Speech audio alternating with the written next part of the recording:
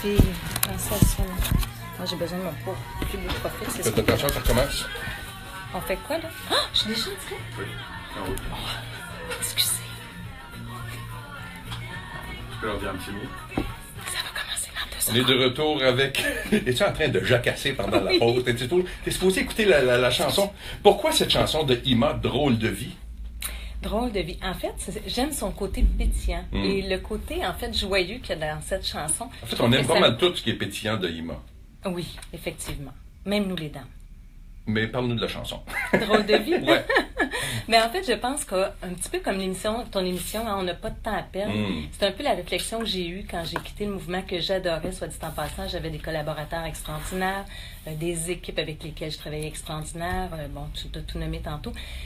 Mais j'avais envie d'être un peu plus pétillante, justement, d'aller un peu plus loin dans ma passion et de me donner à fond dans un rêve qui était parcourir, en fait, les institutions financières, les gens en affaires. En fait, je voulais éclater les murs et pouvoir offrir partout les formations que j'avais envie là, d'animer. Là, tu me cherches, là. Oui, vas-y. Ouais, tu me cherches.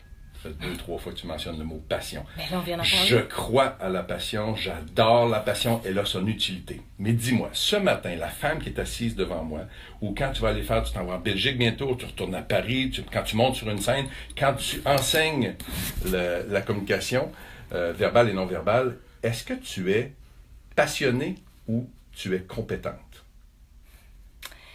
Passionnée, ça, moi, je peux te le dire. Compétente, en fait, ce sont mes collaborateurs, mes étudiants qui pourraient répondre à cette question.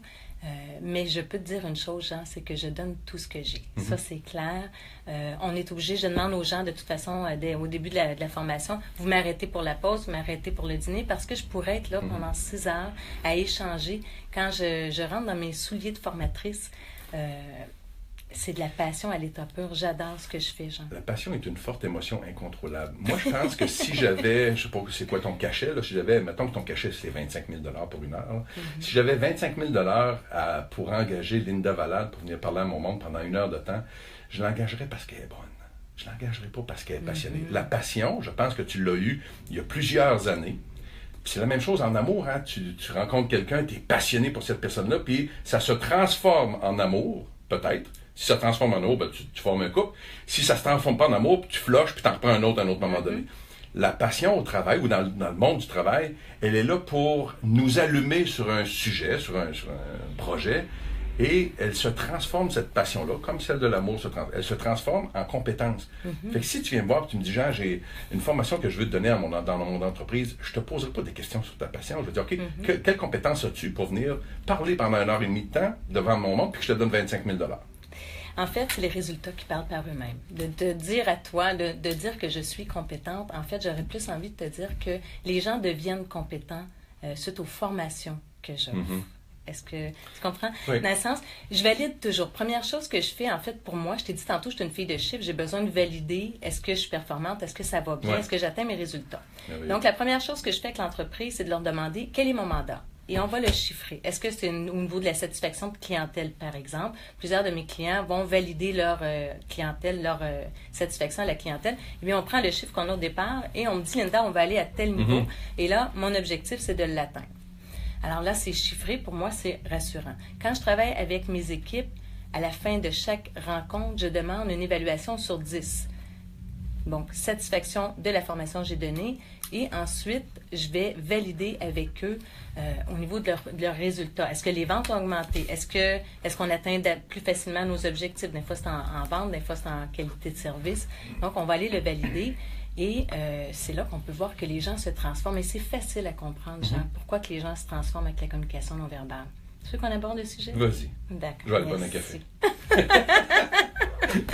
Mais en fait, quand on prend conscience, moi je dis souvent, quand on prend conscience que notre communication non verbale parle fort, eh bien, on commence à moins jouer. On commence à être plus authentique. Et quand on devient plus authentique, je l'ai dit tantôt, la relation de confiance s'installe et à partir de là, ben, les choses vont mieux. Le premier geste le plus important n'est-il pas d'enlever le masque en partant? Hein? Le premier geste non verbal, parce que tout le monde met des masques. Ouais. Mais c'est ce que les gens, quand on apprend la communication non verbale, il y a deux aspects. En fait, il y a 2 grands bénéfices. Le premier, c'est qu'on est capable de mieux lire la personne devant nous. Donc, on est en meilleure interaction.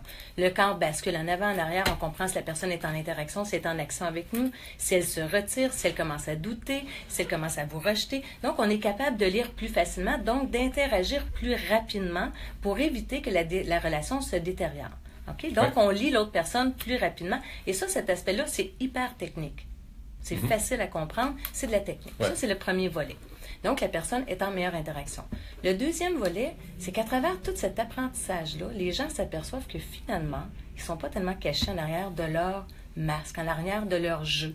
Et là, du coup, ils se disent, bien, si moi, je suis capable de décoder, probablement que je me fais décoder. Effectivement. Et là, les gens commencent à être plus en lien, plus en présence et en présence et en attention avec la personne devant. Être ici maintenant, dans l'instant présent, oublier l'agenda caché, les clients qui attendent là, sur le bahut en arrière. Donc, les gens commencent à être en meilleure relation. Et à partir de là, mais la relation se transforme.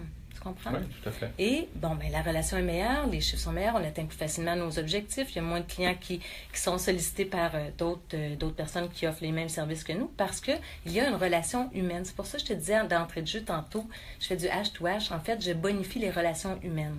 Je fais en sorte que les gens aient des meilleures relations. Et je dis aux entrepreneurs qui m'engagent, je leur dis, écoutez, moi, je vais travailler sur la relation de vos directeurs de compte, vos conseillers, avoir une meilleure relation avec votre clientèle. Mais vous allez devoir vous assurer de garder vos gens parce que la relation devient tellement serrée que si vos gens quittent, c'est possible que les clients les suivent. Tu comprends bien? Oui. Donc, la relation, c'est vraiment à ce niveau-là que j'appuie. J'adore le fait que tu quantifies la valeur de ton travail. Absolument. Et je trouve, moi, personnellement, que trop souvent, dans notre industrie du développement personnel, les gens montent sur scène pour raconter leur histoire. Ils deviennent des raconteurs et non pas des conférenciers qui ajoutent une valeur ou qui donnent une valeur à leur propos avec lesquels les gens vont pouvoir partir. J'enlève tout filet, je me mets nu devant toi. Oh non! Mais là, Paul est là, fait qu'on va se garder un petit jeu. Mais qu'est-ce que tu lis de moi right now, as we speak? Ça fait 15 minutes, 20 minutes qu'on est ensemble. Là. Dis-moi là, en une phrase, qu'est-ce que tu lis de moi? Je suis ouvert, tu dis ce que tu penses. La vraie vérité, là. Masque pas ça. Dis-moi ce que tu penses de mon non-verbal depuis le début de l'entrevue. Mais tu es comme tout le monde, en fait. C'est le fantasme de vouloir savoir qu'est-ce que mon corps dit. Et les gens croient que nous lisons les pensées ou que nous lisons l'individu de façon systématique constamment. C'est pas tout à fait comme ça que ça fonctionne. OK? Ce qu'on voit, en fait, quand je communique avec toi, je suis pas en mode décodage. Je suis pas comme si je regardais une vidéo qu'on me demande d'analyser. Je suis en lien avec toi et je laisse couler. Je regarde pas voir ton axe de tête, ton croisement de jambes, si ta tête a changé d'axe. Je regarde rien, tout ça. Je suis avec toi. Et ça, c'est hyper important. Oui, il faut que tu fasses la séparation. Parce que c'est ton travail, finalement, mais tu peux pas toujours être là-dedans non plus. Mais la façon qu'on décode, je t'explique, c'est un peu le principe, mon enseignant disait tout le temps, c'est le principe du ballon qui passe, OK?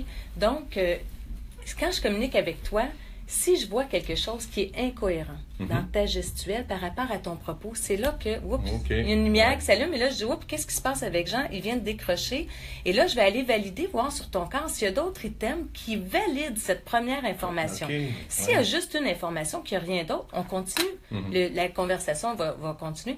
Mais si, par exemple, j'ose avec toi et que soudainement, la main se porte au menton, là, je fais, main au menton, dubitatif, est-ce que commence à douter de mes propos? Et là, je vais être plus attentive.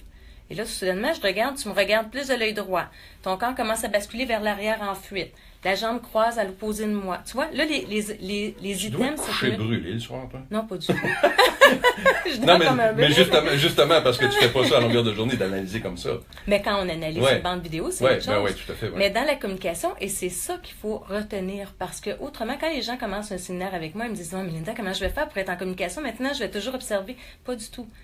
On apprend, on mémorise ces informations-là et par la suite, quand au besoin, ils vont faire surface. S'il y a un élément qui est déclencheur. Je suis content que tu fasses toutes ces précisions-là parce que je me disais, on parle de professionnels puis de formation en entreprise et tout ça, mais au niveau personnel, tu sais, j'aurais quasiment eu, si tu n'avais pas fait cette précision-là, je t'aurais dit arrête de faire des médias, arrête d'être grand public parce que il n'y a pas un gars qui va t'approcher.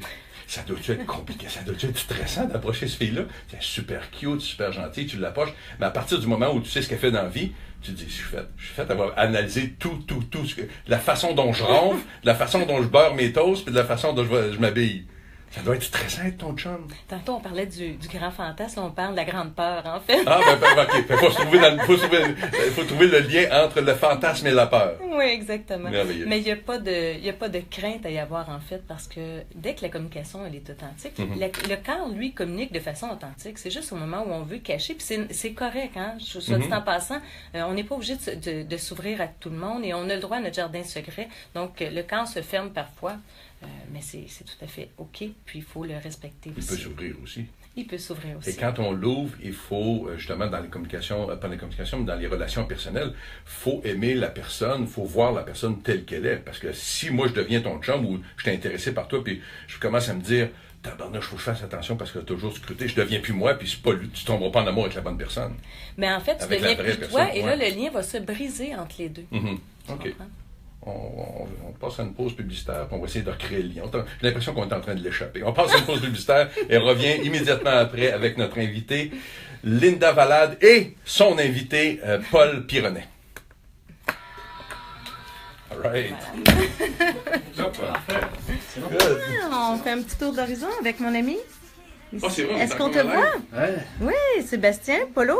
Coucou! Yes! Et voilà. Décryptage du non-verbal à Jean Nadeau. Salut tout le monde! On revient tantôt. On arrête ça? Comment on arrête?